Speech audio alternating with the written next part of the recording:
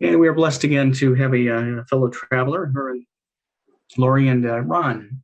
It was a nice trip in 2009 to Egypt. I got to be blessed with spending a couple weeks and experiencing ancient Egypt and the energies there. And Lori, an integral part of the Coptic Fellowship for over a decade now, retired from Mott Community College in Flint, Michigan, having spent 20 years in the Michigan school system as a high school teacher and a community college instructor. She has studied metaphysics since the 1980s and became a Coptic minister in 2007. She facilitates daily study groups via email of A Course in Miracles and continues to study non-dualism and the meaning of oneness from many traditions. Wonderful topic tonight, Lori will be presenting. It's Finding the Kingdom Within. Well, going back to our topic, Finding the Kingdom Within, I know you're all familiar with this phrase. It's a line from the Bible from Luke 17, verses 20 and 21. The kingdom of God is within. And that's where the Pharisees were asking Jesus when the kingdom of God would come. And he answered them with this. The coming of the kingdom of God is not something that can be observed, nor will people say, here it is, or there it is, because the kingdom of God is within you. So that line, that phrase has been around for, centuries, but a lot of us don't realize that it goes back even further than that. I found this amazing reference to the kingdom of God within that was inscribed on an ancient Egyptian temple. And I found this on a website called ancientegyptianfacts.com. And the quote says, "The kingdom of heaven is within you, and whosoever shall know himself shall find it." Now, that's an ancient proverb, which indicates that even ancient Egyptians believed in the divine essence that man possessed. They believed in the concept, know yourself, who you truly are.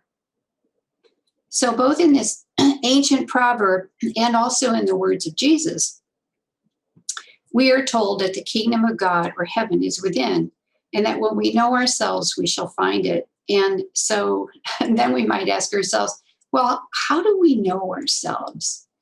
And there's some insights about this from one of Hamid Bey's lessons. This is from lesson 84. And it's actually a section of that lesson called Know Yourself. Hamid Bey says there, in order to know yourself, you must know your relationship to this universe. If you look deep within yourself, you will discover you are more than an ego individual and a physical body, right?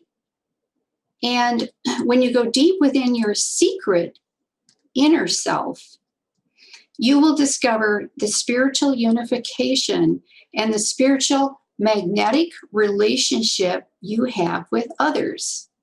Then you will find that your body and ego are of lesser importance, while your soul increases in importance as your universal relationship takes on deeper relationship.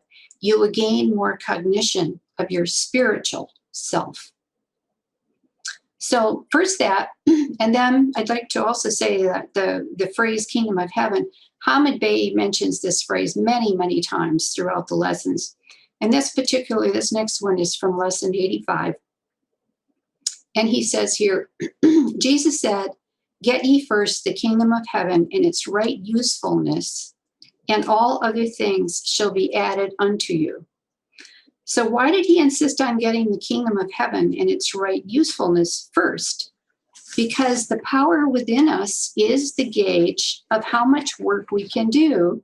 That is, the amount of work we can do depends on the power we can activate within us to do that work. And we're talking a spiritual power here. By believing in our inner self more and more and relying on it, we are becoming aware of our divinity. We will know that we are a part of God and will accomplish much. Those are Hamid Bey's words. We will know that we are a part of God. So how do we get in touch with our inner self? And the most obvious answer is, of course, is through meditation. The simplest and most direct way to find the kingdom within is not so much connecting with the mind in meditation, up here, the mental mind, but in connecting with the heart and moving from the mental mind consciousness to the consciousness of the heart is the most powerful method we can utilize. And there has been much research done on this method, especially from the Heart Math Institute and many well-known authors such as Greg Braden. Finding the kingdom of heaven within is to go into our own heart space and recognize our own divinity there, plus the divinities of all others as well. Greg Braden tells us in his wonderful book, The Resilience of the Heart, The Resilience from the Heart, and I'm just gonna, if you can actually see this on the screen. Oops, not very well, sorry. Anyway, he tells us the heart generates the strongest known energy fields in the human body. So the magnetic field of the heart is much stronger than the thinking mind from the brain can generate. The heart generates a magnetic field. And remember what we just heard from the Hamid Bey lesson 84? When you go within, you will discover the spiritual magnetic relationship that you have with others. That spiritual magnetic relationship comes through the heart. Now, when we speak of electromagnetic fields, we are not actually referring to the brain and heart here as material matter, but as the generator of these electromagnetic fields through our consciousness. And the field of energy generated by the conscious mind, or the brain, is very small compared to the field of energy generated by the heart mind, as Braden refers to it. And there's a great visual of that on the front of a book by Drumvalo Melchizedek called Living in the Heart. And you probably can't see this one either. But it actually it has a visual pretty much like the one that's in the back right there. Okay, woo, it's part of it anyway. In the book, Drumvalo details how when the body is first beginning to form in the mother's womb, it is the heart that develops first before the brain. And the heart knows to pump blood and do its job without any instructions from the brain. That's because scientists now have proven that the heart actually has its own brain cells, completely independent of the brain. So much research has been done on this by the Heart Math Institute in coordination with the Stanford University. This field of electromagnetic energy from the heart, that the heart projects outward, is said to be 5,000 times stronger than the mind. So, how do we connect with this energy field? We must learn to move from the mind space, the thinking mind, to the heart space. And in various spiritual traditions, the heart is referred to as the seat of the soul. Thoughts are not contained in the brain like most people think, but they are contained in the body field, the energetic electromagnetic field of energy that surrounds our bodies. This is the energetic field that unites all of us. And getting close to the heart is the way to get closer to what is non-physical about you, the divine energetic field of all, of oneness. Greg Braden gives us wonderful information about how to harmonize the heart and the brain to create a coherence between these two energy fields, these two energy generators. And he says that there are 3 key steps to harmonizing the heart and the brain. And this is step 1.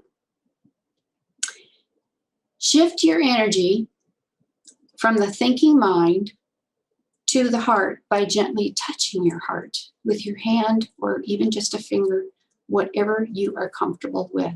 So simply touch your heart. That's step 1. Step 2, slow your breathing, even just a little bit. Perhaps count to 5 on the in-breath. And then count to 5 on the out-breath. This gives your body a feeling of safety. And now you are giving your body permission to release positive hormones into the body. Perhaps anti-aging hormones, stress release hormones. Just that calming of the heart. Now, step 3, create a feeling in your heart where you feel your touch. And this feeling could be based on appreciation, gratitude for anyone or anything. It could be care and compassion for anyone or anything. So these 4 key feelings are care, compassion, gratitude, and appreciation. The more often you do this throughout your day, you will find yourself more and more in touch with the inner self. And you will be living in that heart space that is the kingdom within. Your heart is like your best friend. And to concentrate on the heart for all decisions in your life is to go to the best source for the best decision for you. The heart is also the center of intuition, and intuition will never interfere or compete with anything, but it will help you fill your cup with love and peace and kindness, and your cup will runneth over. It will overflow with love and peace toward others. And referring back to another one of Hamid Bey's lessons, this is from lesson 16. He says, we cannot imagine a man of God as being devoid of fellowship, as fellowship opens the highways toward God. Without love for our friends, and without the expression of that love, we cannot enter into the kingdom of God. Fellowship is the first feeling within man. Sometimes the feeling of fellowship towards our neighbor or those close to us tends to be the most difficult. This is because the better we know each other, the more aware we become of each other's faults. And we begin to judge each other on the premise of these faults. Is there a person who has no faults? Says Hamid Bey. Is there a person who should throw the first stone? While we are blaming others, we ourselves could be the one at fault. So while we are in the heart space, it is better not to judge anything, not ourselves or anyone else, but rather to emanate love and peace for all our fellows, our friends, those we know and those we don't know. And one more reference here, Michael Singer tells us in his wonderful book, The Untethered Soul, if you've ever seen this one. Okay, Michael Singer. He says the heart controls our energy flow by opening and closing. This means that the heart, like a valve, can either allow the flow of energy to pass through, or it can restrict the flow of energy from passing through. If you observe your heart, you know very well what it feels like when it's open and what it feels like when it's closed. In fact, the state of your heart changes quite regularly. But to keep it open, to allow you the energy to flow, use your heart space to open with love and gratitude and compassion, as we mentioned earlier. Do the 3 steps that Greg Braden suggests to harmonize the heart space and the mind space. So again, living from the heart space means to emanate your true presence with love, and you will experience a wholeness in your life. As we recognize the Christ or the Buddha within every person that we meet, that they are all our brothers and sisters, then through the heart space, we will see who everyone truly is. We are all one. Then our cup of love and peace runneth over. So thank you all. Now I'd like to propose, and Alan's ready with this. There is a short 7-minute video from the Heart Bath Institute about this coherence of the heart space, and that is, as you can probably tell, it's why I put this background down here today. It's that electromagnetic field of the heart space, and it's called "The Heart's Intuitive Intelligence: A Path to Personal, Global, Social, and Global Coherence." So, Alan, I guess maybe if you're ready to roll, let's rock and roll on this. Thank you, thank you all. And does anyone have any comments about your experiences with the heart in projecting this energy out from the heart? I can definitely say that I have seen a lot of evidence of this type of thing in the harmonic prayer material that I teach. One of the steps that I talk about is indulging in positive emotions and how this can connect us more fully to the divine essence of the universe. And I recognize a lot of what you were talking about and what a lot was going on in the video as being a similar or even the same thing, just put into a different form. So by opening ourselves up to the positive experiences and the positive emotions, it does connect us to that divine mind. And we can use that connection to get guidance, to find our way in life and make things work a lot easier. So yeah, I definitely have lots of experience with that. I hope you all realize how powerful you are, every one of us, and how powerful we can all be towards improving everything, the planet, everything that's going on globally.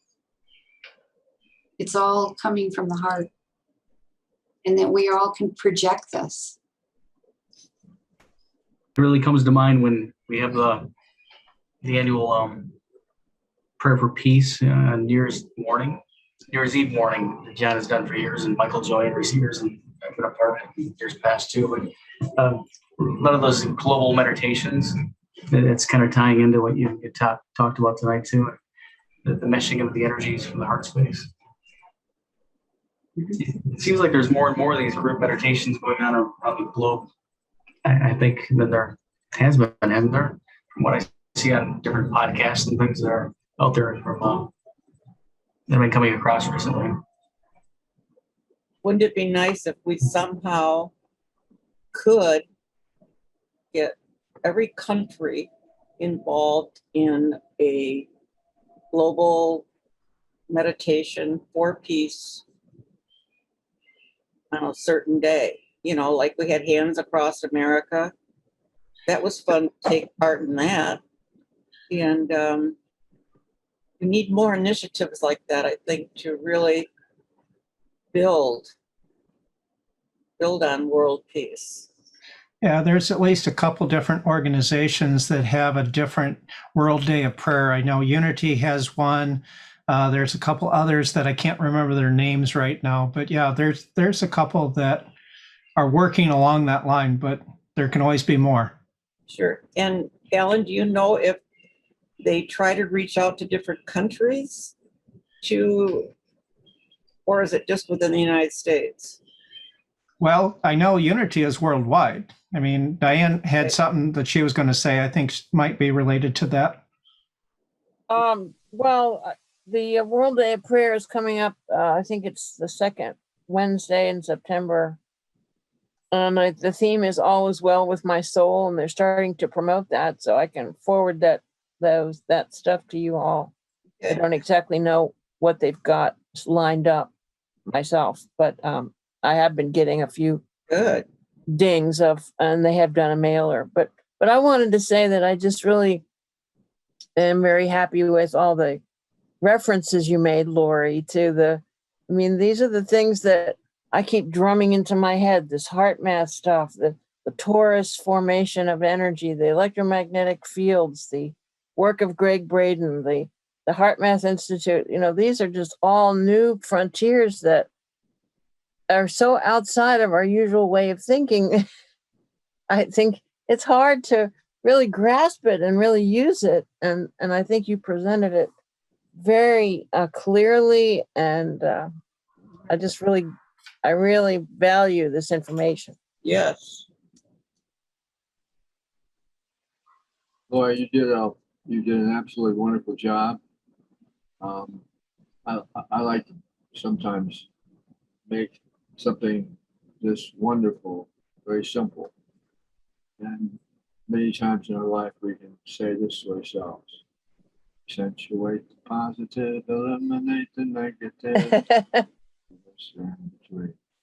And the negativity goes poof, gone. And we're just pure light and love and giving. We're going to compliment today. I think that one word accentuates how we can really change the world. Whether it be a waiter in the restaurant, or a relative, a friend, always think positively and empower everyone. But too, honey, there are times when you have to be assertive. You can do that in a kind manner, but sometimes you have to be tough. I mean, you have to not be in that what's the word I want? The giving compliment modes. You have to say, I disagree with you. And this is why I disagree with you. Now, we have to do that from time to time with our children, with our friends. And I think for people that do really strive to always say the positive and to always be positive, I think that is a hard thing for people to do. So that's my concept. Always try to be complimentary or positive with people.